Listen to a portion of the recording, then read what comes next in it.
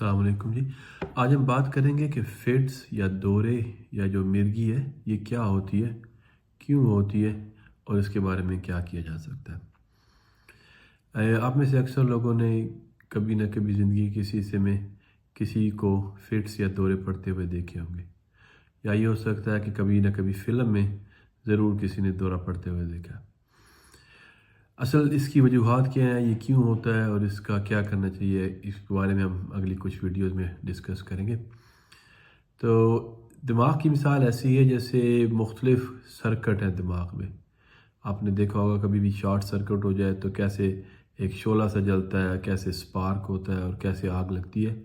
بالکل اسی طرح جو ہے مرگی کا دورہ یا جو فٹس پڑتے ہیں وہ بھی دماغ میں اسی طرح کی ایک چینج آتی ہے. سڈن سپارک آتا ہے جسے آؤٹ برسٹ کہتے ہیں, اور اس سے پھر دورہ پڑ سکتا ہے.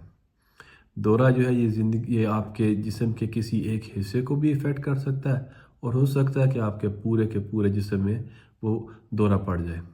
اس کی مختلف مثالیں ہوتی ہیں.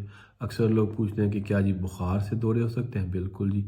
چھوٹے بچوں میں ہم کافی کامن یہ دیکھتے ہیں کہ جو بچہ 5-6 مہینے سے لے کے 5-6 سال تک ہوتا ہے, اگر ان کو زیادہ بخار ہو تو اس سے دورے پڑ سکتے ہیں. اس میں جس دماغ کے حصے میں چوٹ لگنے سے بھی دورے پڑ سکتے ہیں.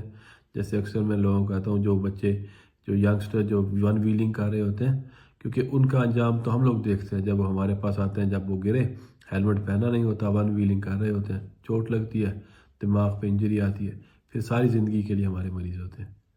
تو اس میں بہت ساری وجوہات ہیں. ہم ان کو کوشش کریں گے کہ ایک ایک کر کے ڈسکس کریں اور اس سے کیسے ان کا علاج کیا جا سکتا ہے اور کیسے ان سے بچا جا سکتا ہے. تو اس بارے میں کوئی بھی کویسچن ہو تو وہ ضرور پوچھیے گا, پھر انشاءاللہ تعالیٰ بات ہوگی. السلام علیکم جی.